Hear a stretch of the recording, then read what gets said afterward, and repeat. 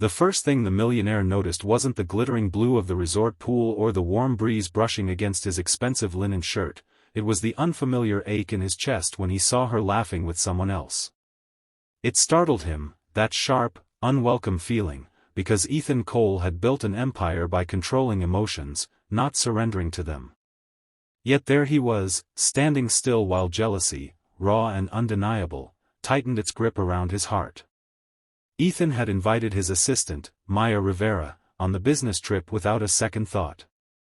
The resort in Monaco was meant to impress investors, close deals, and reinforce his image as a man who always won. Maya was simply efficient, reliable, invisible in the way assistants were supposed to be. Or at least, that's what he'd told himself for 3 years. She managed his schedule, softened his edges, and anticipated his needs before he spoke them aloud. He'd never questioned how deeply he depended on her, until that trip. From the moment they arrived, something felt different.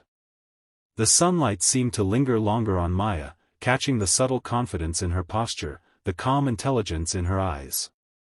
She moved through the marble lobby with ease, handling check-ins and calls while Ethan trailed behind, distracted by thoughts he couldn't quite name. He brushed it off as travel fatigue, refusing to acknowledge the quiet shift happening inside him. Their days were filled with meetings, negotiations, and polite smiles.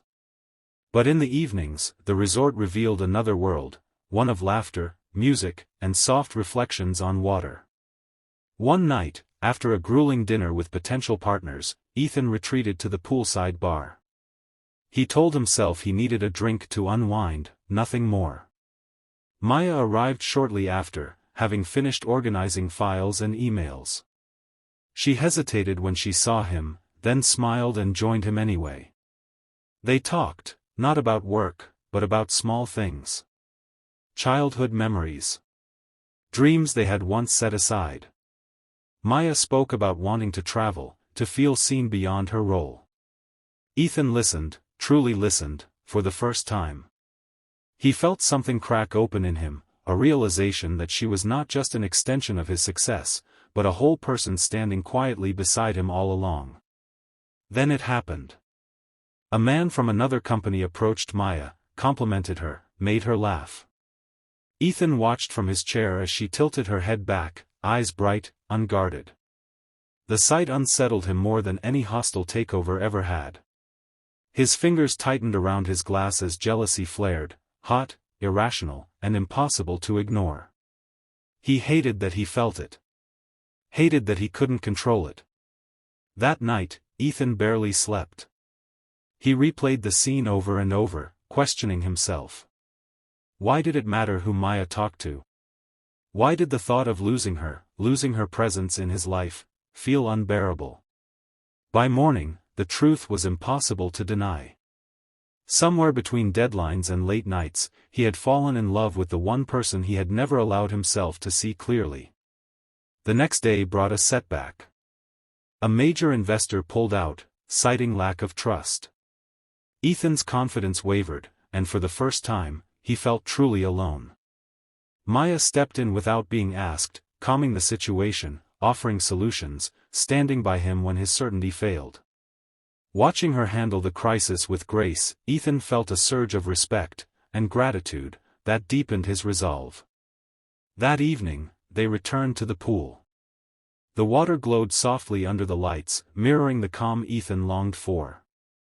He took a breath and finally spoke, not as a billionaire or a boss, but as a man afraid of his own vulnerability.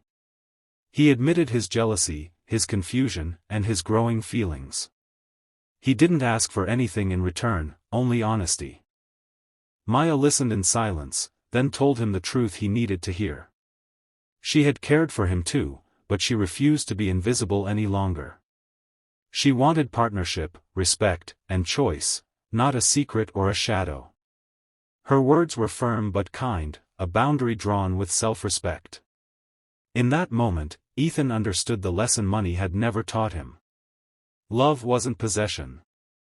It wasn't control. It was courage, the courage to see someone fully and to let them choose you freely. He apologized, not just for his jealousy, but for every time he had overlooked her worth. They didn't rush into romance. Instead, they returned home with a new understanding. Ethan restructured his company, promoted Maya into a leadership role, and gave her space to decide her future. Months later, by another pool on a quieter evening, Maya chose him, not because he was a millionaire, but because he had learned to grow. The trip that was meant to seal business deals ended up revealing a deeper truth. Jealousy had exposed Ethan's heart, but humility transformed it.